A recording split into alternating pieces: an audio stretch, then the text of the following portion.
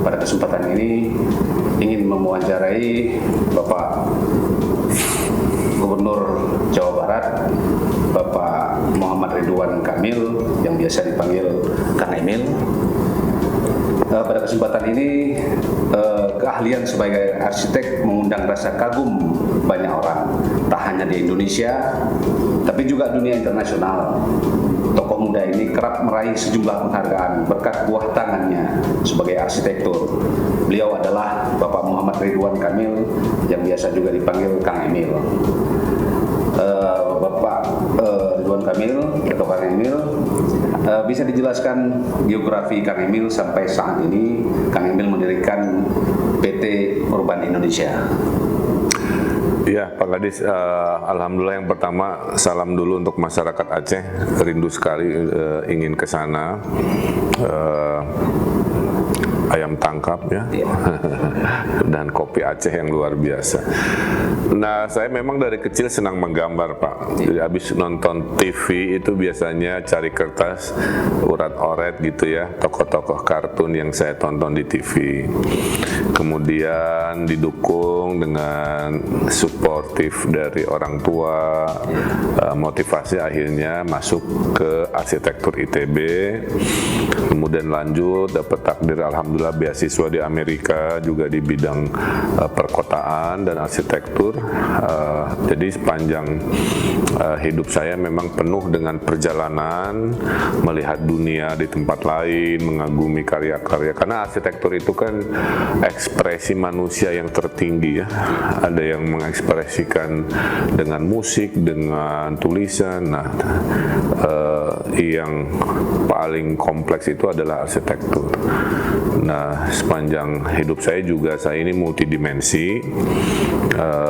Saya dosen juga, senang berbagi. Saya aktivis sosial, mendirikan banyak komunitas, penyiar TV, radio, main film, dan lain sebagainya lah. Nah, kemudian Allah takdirkan setelah jadi arsitek 2013 menjadi wali kota Bandung dan 2018 menjadi gubernur Jawa Barat. Tidak ada perubahan sebenarnya karena dulu berimajinasi membangun karya, sekarang berimajinasi membangun masyarakatnya yang multidimensi lah kira-kira begitu. Baik, Kang Emil. Kami Dinas Perpustakaan dan Kearsipan Aceh ini ingin melakukan penelusuran terkait dengan pembangunan gedung tsunami yang rancang arsitekturnya adalah Bapak. Tahun 2017 PT Urban Indonesia yang Bapak pimpin ini merupakan salah satu peserta yang mengikuti sayembara tingkat internasional pembuatan desain Museum Tsunami Aceh. Mohon penjelasan latar belakang Kang Emil melalui PT Urban Indonesia mengikuti sayembara tersebut. Ya, saya masih ingat museum itu disayembarakan secara internasional ya. 3 tahun setelah 2004 kejadian kan.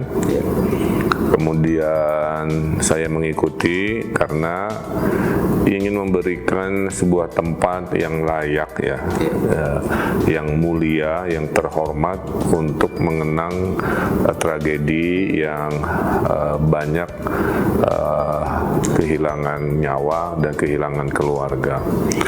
Nah, saya ikuti, oleh karena itu proyek tersulit sebenarnya. Saya sudah mendesain ratusan bangunan. Yang tersulit itu nomor 1 Museum Tsunami Aceh. Kenapa? Karena sambil menarik garis gitu ya, memori saya itu kan kepada kesedihan, Pak. Ya, lihat di TV, sempat datang juga dulu zaman tanggap darurat gitu. Jadi terbawa emosi karena mendesain untuk mereka yang sudah berpulang itu tidak mudah, apalagi jumlahnya sangat banyak ya. Jadi saya banyak meneteskan air mata juga sebenarnya dalam proses pencarian itu. Makanya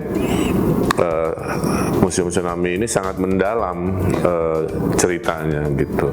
Bangunan yang penuh dengan konsep itu mudah diceritakan ya. Jadi nggak hanya asal bentuknya jadi kira-kira gitu ya, tapi semuanya datang dari pemikiran dari A sampai Z-nya itu ada ceritanya Pak, sehingga itu akan sangat terkenang dalam karya-karya saya. Dan nomor satunya Museum Tsunami. Kira-kira Kang Emil, filosofi atau konsep dasar dalam memulai desain Museum Tsunami Aceh ini hingga mempunyai makna yang sangat mendalam bagi Bapak sendiri maupun orang lain, itu bagaimana Pak? Ya, jadi ada 5-6 filosofinya ya. Yang pertama adalah museum itu saya inginnya terbuka, makanya nggak kasih saya pagar gitu. Kenapa? Museum di Indonesia itu rata-rata ada satpamnya, ada pagarnya, jadi orang tuh takut. Nah, saya desain museum itu kayak monumen aja, orang bisa datang selfie pulang pergi ya, di level luarnya. Itu satu. Jadi ada respon kepada kotanya. Dan itu pindah lokasi, saya masih ingat dulu lokasinya nggak di situ. Kemudian yang kedua filosofinya itu adalah bangunan ini adalah mengingat tsunami tapi harus anti tsunami. Makanya di atasnya ada, jadi nggak pakai atap, atasnya pakai beton, sehingga kalau nauzubillah ada lagi bencana banjir dan pernah kejadian waktu gempa, itu anak-anak SMP di situ bisa naik ke atas dari luar kan, menyelamatkan diri. Itu bisa menampung ratusan orang lah di sekitar itu. Filosofi ketiganya adalah harus ada ekspresi kebudayaan. Kan di Aceh bukan di Bandung. Maka teori rumah panggung Aceh, terus tari saman ya menjadi kulit bangunan. Kalau di Zoom itu saya desain si lipit-lipitnya itu kan dari tari saman yang hablum minal nas gitu ya, kira-kira begitu. Kemudian ada filosofi keagamaan, makanya bangunan itu ada cerobong ya. Nah, cerobong ini adalah hubungan kita dengan Allah, kira-kira begitu. Jadi si tari samannya hablum minanas, si cerobong doa itu adalah hablum minallah, kira-kira begitu. Nah, jadi kira-kira seperti itu filosofinya. Kemudian bagaimana memulainya, ada 3 tahap. Tahap pertama adalah jika orang datang ke Museum Tsunami, ada suasana rasa takut ya, untuk mengingatkan bahwa pada saat momen terjadinya itu luar biasa kecemasan itu ya. Makanya saya turun di lorong, ada suara rintik-rintik air agak ciprat-ciprat ya, suara orang azan atau ngaji kan. Kemudian dari sense of fear itu masuk ke sense of hope gitu kan. Di situ ada sumur doa, di mana ada nama-nama sebagian yang kita tuliskan sambil berdoa, ke atas ada lafaz Allah lah. Kemudian setelah sense of hope itu kita muter ya, ada atrium di situ menandakan masyarakat Aceh siap menyambut masa depan. Nah, betul kan, setelah tsunami kan lebih damai, lebih maju, lebih luar biasa. Jadi itulah saya maksud kalau bangunan banyak ceritanya ya memang dipikirkan mendalam gitu ya, nggak asal jadi gitu. Baik Kang Emil, dalam merancang suatu bangunan selevel Museum Tsunami Aceh tentu membutuhkan imajinasi yang luar biasa dan waktu yang tidak singkat. Bagaimana Bapak mengerjakan pekerjaan ini dengan membutuhkan imajinasi yang bagaimana gitu Pak? Imajinasinya itu sebenarnya kalau arsitek ya itu harus rajin ikro. Nah, ikro itu membaca, tidak selalu membaca teks, tapi membaca konteks gitu.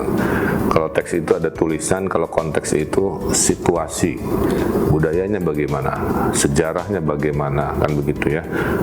Oh, di Aceh keislamannya kuat, poin satu yang harus saya cari ekspresinya.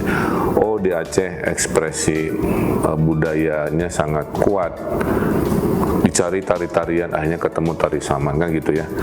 Oh, lokasinya bukan di gunung, lokasinya di tengah kota, maka bangunannya harus merespon kepada lalu lintas kota. Nah itu, jadi cara mencari ide itu adalah konteks Pak, ya.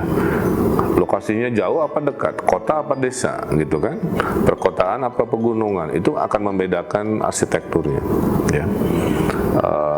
Terus tadi, ini di Aceh apa di Jawa? Ya, kan di Aceh, maka diekspresikanlah keacehannya kan begitu. Kemudian ini museum, kalau museum ya harus ada urut-urutan, fungsinya kan bukan mendesain shopping mall gitu kan, atau mendesain kantor, ini mendesain museum. Museum itu oleh-olehnya orang dapat ilmu. Tanpa diterangin oleh tour guide-nya, orang paham yang saya cari ceritakan. Ada sedihnya, ada ikut berdoa, ada terharunya, ada bangganya kan, termasuk rasa persaudaraannya kan. Pas kita masuk atrium kan lihat bendera-bendera dari seluruh negara yang membantu Aceh pada saat tsunami. Saya pasang di situ.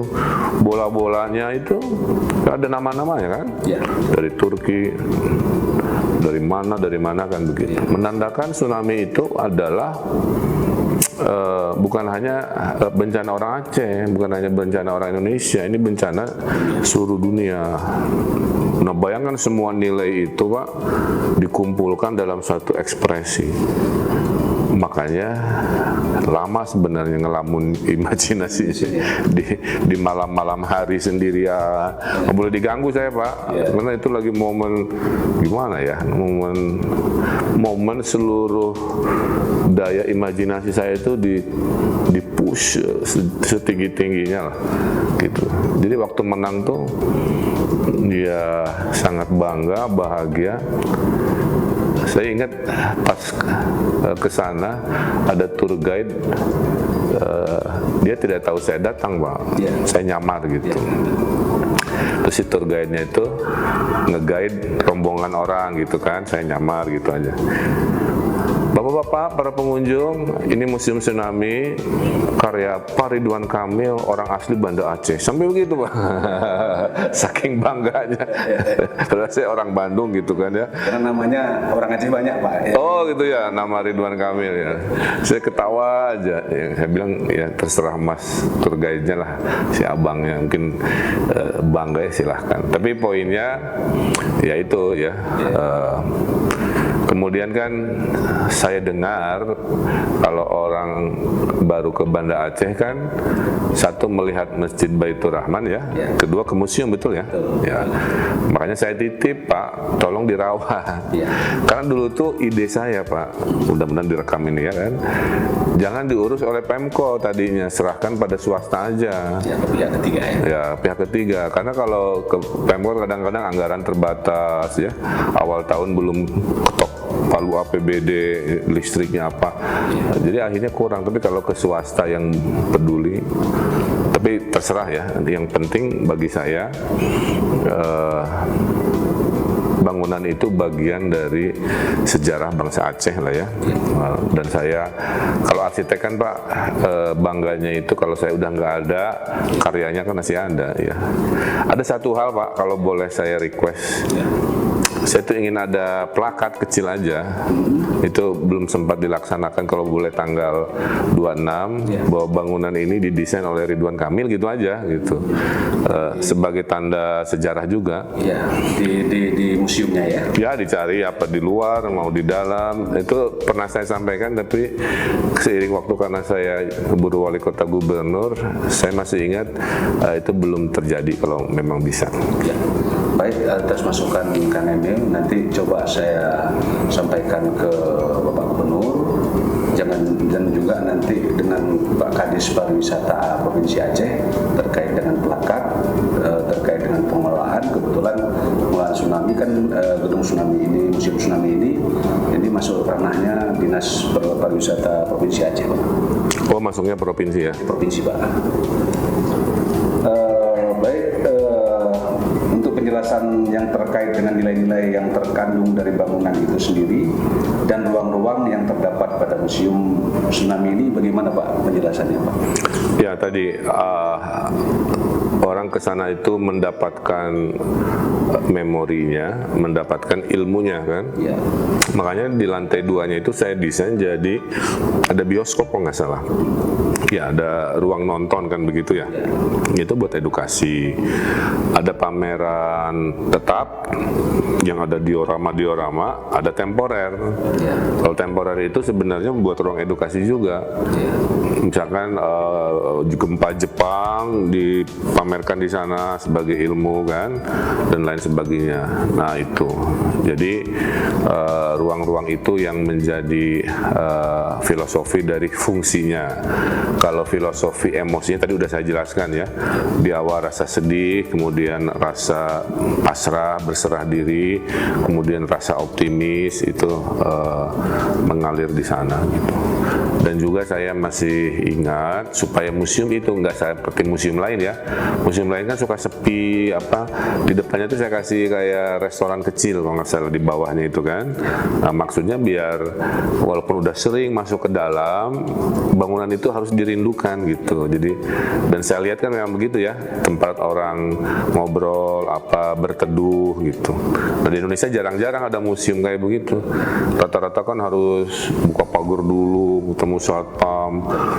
Nah, ini bangunan ini mengubah Pak, Museum Tsunami ini mengubah persepsi bangunan museum yang kaku, yang terlalu keras menjadi lembut dan menjadi ramah dan terbuka. Nah itu, dan menariknya takdirnya ya Pak, kan lokasinya dulu nggak di situ Pak, lokasinya itu agak mundur ke arah Bulele Pak ya? Iya, ke berapa ratus meter lah ke arah, saya lupa. Pokoknya menjauhi si alun-alunnya itu. Tapi gara-gara dipindah ke sana, memang ada perubahan desain sedikit, tapi tidak mengubah banyak. Tapi dapat Kerkhoffnya gitu. Iya, iya. Jadi dari dulu ide saya sebenarnya si pagar Kerkhoffnya itu jangan dipagar Pak, sehingga Museum Tsunami itu bagian juga dari Kerkhoff gitu, belakangnya gitu. Ya. Kalau memang masih bisa diwacanakan. Tapi kondisi saat ini Kang Emil, seperti Kang Emil sampaikan tadi, pengunjung baik dari luar daerah terutama yang datang ke Banda Aceh itu sebelum masuk mereka itu mengambil momen foto itu langsung di depan Pak. Nah, seperti Kang Emil bilang ada tempat di depan, kalau nggak dibuat pagar, mereka kadang-kadang foto dulu di situ baru masuk. Iya betul. Nah, bukan masuk dulu baru foto, nah. Kadang ada yang nggak masuk tapi ngambil foto doang di situ selesai. Iya. Nah, jadi itu kondisi. Dan titip juga Pak, bangunan itu tiap 3 tahun memang harus dicat gitu ya, rumputnya diganti atau apa gitu. Jadi kalau boleh ya dirapih-rapih lah gitu. Jadi kayak bangunan ini Pak, bangunan ini kan usianya udah lebih dari 100 tahun. Ya kulitnya boleh silih berganti tapi kan strukturnya sama gitu. Nah, mudah-mudahan juga di sana dilakukan hal yang sama juga. Insya Allah. Terakhir Kang Emil, pesan-pesan untuk generasi muda, khususnya generasi muda Aceh ke depan. Jadi buat pemuda-pemuda di Aceh, mari kejar nasib yang lebih baik ya, dengan ilmu. Setelah ilmu adab ya dalam agama Islam kita, kemudian sambutlah masa depan dengan damai ya, karena kalau tidak ada perdamaian tidak ada pembangunan. Nah, dengan ada perdamaian pembangunan jalan. Nah, sehingga mimpi Aceh yang menjadi negeri yang damai, yang maju, yang luar biasa itu akan tercapai juga. Kami di Jawa Barat jangan khawatir. Makam Cuk Nyadin kami rawat baik-baik, kami pelihara baik-baik, kami muliakan semulia-mulianya. Itulah hubungan batin ya antara orang Jawa Barat dengan orang Aceh, itu sangat dalam lah kira-kira begitu. Nah, sehingga kalau saya ke Banda Aceh jangan disiapa-siapa. Minimal ada orang Jawa Barat pernah mendesain tempat istimewa di Banda Aceh. Itu aja. Terima kasih. Baik, terima kasih Kang Emil. Mudah-mudahan apa yang kami tanyakan kepada Kang Emil terkait dengan beberapa visioner ini dalam penelusuran arsip perancangan pembangunan gedung tsunami, museum tsunami ini nantinya menjadi koleksi visualisasi di Dinas Kearsipan dan Perpustakaan Aceh. Amin. Mungkin nanti video ini juga akan kita tayangkan pada saat peringatan HUT di tanggal 26 nanti. Dan pada kesempatan ini Kang Emil juga saya menyampaikan undangan ke Bapak Gubernur. Seharusnya hari ini juga diikuti oleh Kadis Pariwisata, Pak. Oh iya. Nah, tapi kebetulan beliau tidak bisa berangkat, jadi saya sekalian titip, Pak. Siap, terima kasih banyak. Terima kasih. Terima kasih. Ya. Demikian wawancara ini. Terima kasih. Assalamualaikum warahmatullahi wabarakatuh. Waalaikumsalam.